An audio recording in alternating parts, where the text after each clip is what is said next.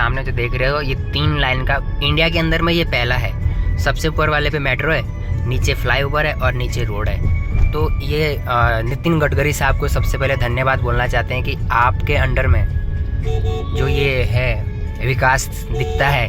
अगर इस तरह के विकास में देखिए, आप सोचिए जहाँ इस तरह का विकास हो, इतनी खूबसूरत सिटी हो, और देखिए ये ट्रैफिक भी कंट्रोल कर रहा है, पॉपुलेशंस को भी अच्छे से हैंडल कर रहा है। उसके बाद जब ऐसे शहर में आगजनी हो और सरकारी चीज़ों को नुकसान हो, लोगों की पर्सनल चीज़ों को नुकसान हो, तो लोगों के मनों में वो खटास भरी जाती है।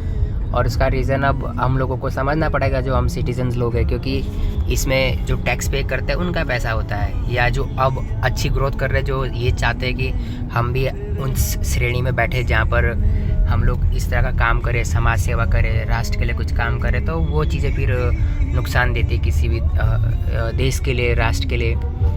तो अब मेरे को ब्लॉग बनाने का मन नहीं, क्योंकि मेरे अच्छे अच्छे ब्लॉग डिलीट हो गए।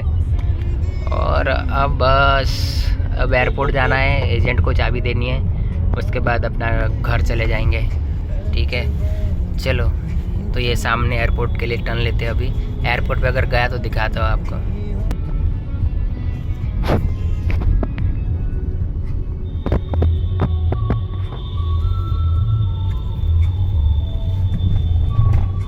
मैं रात को आता, ये तितलियाँ आपको जलती हुई दिखती भाई। और सबसे अच्छी चीज़ यहाँ पर जो नागपुर की जो सबसे अच्छी चीज़ है कि इस माटी ने हमेशा इस राष्ट्र को ऐसे ऐसे लोग दिए हैं कि आप कल्पना मत कीजिए। मैं आपको बताता हूँ जो मुझे याद आ रहा है। बाल गंगाधर तिलक नागपुर से, आरएसएस का संगठन नागपुर से, नितिन गडकरी साहब नागपुर से, उससे बहुत सारे बड़े बड़े स्वतंत्रता संग्राम में भागीदार निभाने वाले। देखिए देश के दूसरे हिस्सों में भी ऐसे पैदा होते हैं लोग, ऐसा नहीं कह रहे कि नहीं पैदा होते हैं, लेकिन जो महाराष्ट्र से जब कोई इस तरह का बड़ा आदमी निकलता है ना, तो वो पूरे राष्ट्र को, पूरे देश को प्रभावित करता है। अब आप महाराष्ट्र के अंदर में श्री छत्रपति शिवाजी महाराज को ले लीजिए, उनके बाद उनके पुत्र को श्री संभाजी महाराज को ले लीजिए, उसके बाद आप तानाजी को ले लीजिए, बहुत सारे सावित्रीबाई फुले को ले लीजिए, बाबा भीमराव अम्बेडकर को ले लीजिए।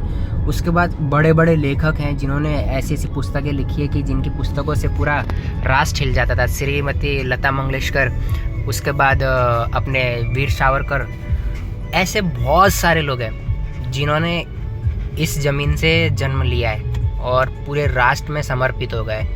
तो ये महाराष्ट्र की माटी, नागपुर की माटी को कोई अगर एक बार यहाँ आए तो ज़रूर अपने माथे पे लगाए। मैं तो यही कहूँगा एज अ रिस्पेक्ट। हमें तो वैसे पूरे देश की रिस्पेक्ट है, बट कुछ माटी ऐसी होती है, जैसे हल्दी घाटी की माटी हो गई, और ये महाराष्ट्र की माटी है।